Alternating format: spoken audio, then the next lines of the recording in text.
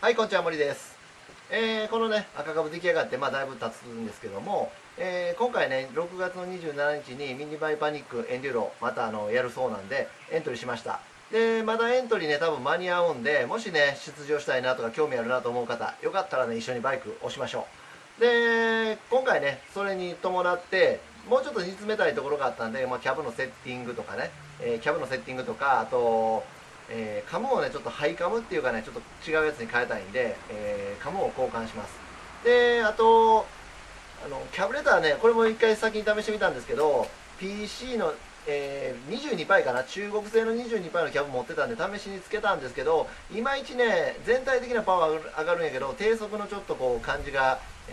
良くなかったので、結局PC18 のまんまでいってます。ちょっとね、細かい調整いろいろ変えたんで、その辺のところを動画にして、で、このバイクのね、インプレ、乗り味とかを紹介したことがあんまりなかったので、その辺のところもちょっと加えながら、走行のね、映像とかも入れていきたいと思います。今回配管も買ったんですけども、何を買っていいかね、よくわからなかったんで、友達に聞いて、で、純インターナショナルさんの、90、ノーマル90用のハイカムっていうやつを購入しました。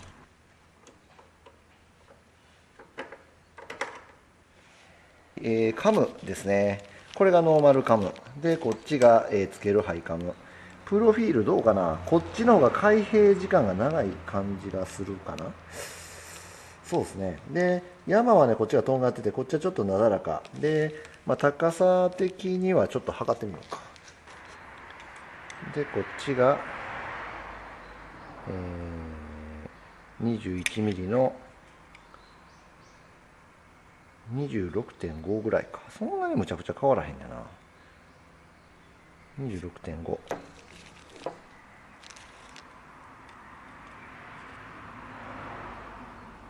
26.5。あんまり変わらへんな。見た感じ的にね、この幅が広いんで、開閉時間は長いという感じですね。こっちの方がね、こうなんか山がとんがってる感じ。わかるかな、わかりにくいかな。で、ホームページに書いてあるのを読んでたらね、これはチューニングエンジン用じゃなくてノーマルヘッドで圧縮が低くても性能が良くなると。で、全体的にトルクが上がるって書いてあったんで、僕が欲しいところはね、このカムがちょうどいいのかなっていう感じがしますね。で、あとカム交換ね、株とても簡単で、1時間以内ぐらいに終わるんで、株はレーサーっすね。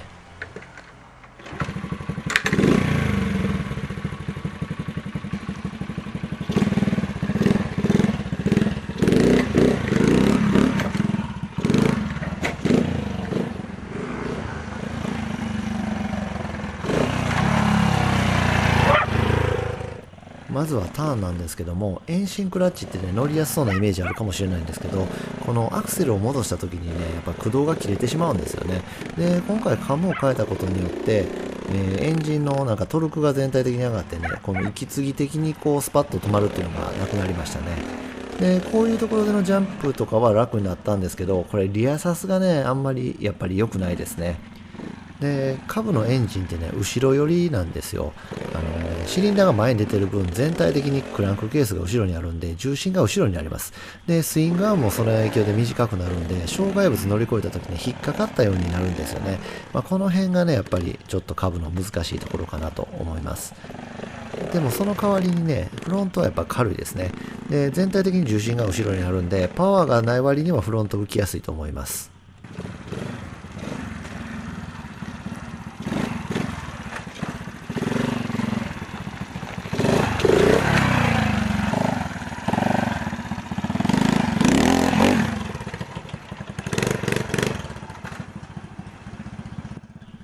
ちょっとカムを交換してトルク上がったけど、やっぱり低速からのゼロからのね、スタートはやっぱり重たがりますね。で、この辺はね、エンジン自体をチューニングしていけばもっと良くなると思うんですけども、あんまりやりすぎるとね、なんかこう、普通のトラ車乗ったらいいやみたいになってしまうんで、このぐらいに止めていこうかなと思います。で、結構ね、ビッグステアはね、スピードに合わせていけば登ります。これは車体が軽いんでね、ボディアクションで割となんとかなるっていう感じですね。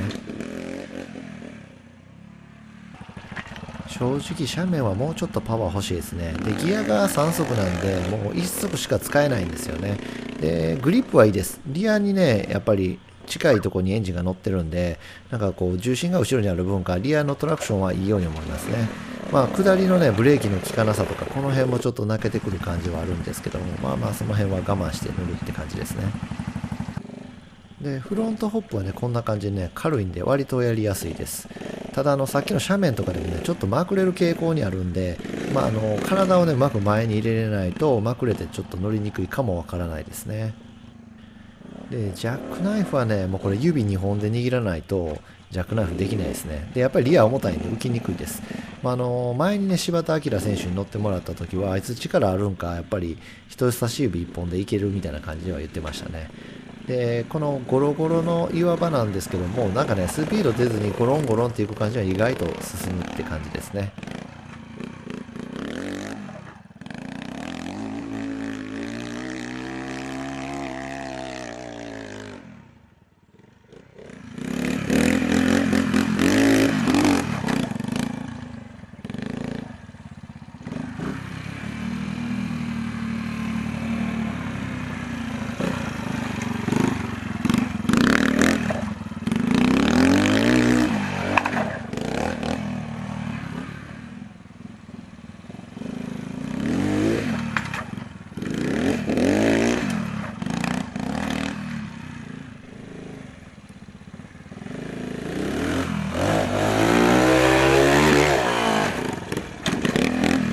やってる本人ね、あんまり何にも思ってなかったんですけども、このスローで見ると結構な感じですよね。で、ここで着地して、これパワー負けしててね、フロント落ちてるんですよね。で、前から落ちてるんで、結構体に衝撃きてます。もうちょっとパワーあるとこの辺が楽ですね。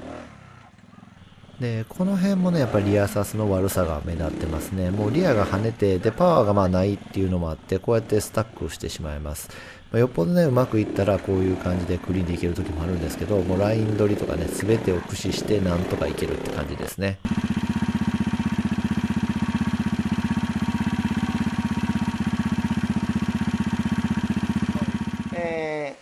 リアサスもね結局切れなかったんで作り直しました。ベースはね茅場の GAS、ガスっていうのかな GAS っていうのかなわかんないですけど、爆速のペダルカーのフロントにつけてたやつです。で長さがねあれ330しかなくて、これが370か80ぐらいの、サスがついてたんで、ここねこの部分を、一旦カットしてパイプをつけて溶接してます。ちょっと細かい作業ねもう別にいいかなと思って動画は撮ってないんですけども、そういう風にして延長しました。この分ね5センチぐらい延長してます。でバネがねそのままでも良かったんやけど、やっぱりロード用のバネいまいちやったんで、このトライアル用のね、バネに変えてます。ちょっと細巻きで、この間がね細かいんで柔らかいんですよね動きがね。でだいぶねマシになりました。できればね本当はTLM とか TLR とか TL125 ぐらいのねさすがねおそらくベストマッチだと思うんですけど、さっと手に入らないんで、このサスでいきます。もともとねマフラーこっち側に出してたんやけど、サイレンサーねこうエンド排気が足に当たって気持ち悪かったんで、こっち側サスのね内側から出しました。で前のサスは太くて出せなかったんやけど、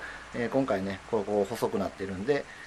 こっちが隙間ができたんでこっち側から出してます。もしかしたらね動画では言うてへんかったかもしれんけど、こっち側にね今燃料タンク1リッターサブ燃料タンクつけてます。で下ね溶接してパイプつないでるんで、この1リッターがサブタンクになってます。で燃料コックで切り替えれるようにしてます。でこっちね、これはもう動画ずっと見てる人なら知ってると思うんですけど、エアクリーナーここにつけてて、で燃料タンクこれアルミで作ったやつがついてます。こういう状態ですね。こっちがね 1.5 リッターでサブがね1リッターぐらい、2.5 あるんで十分エンデューロ走るぐらいの、燃料ありますね。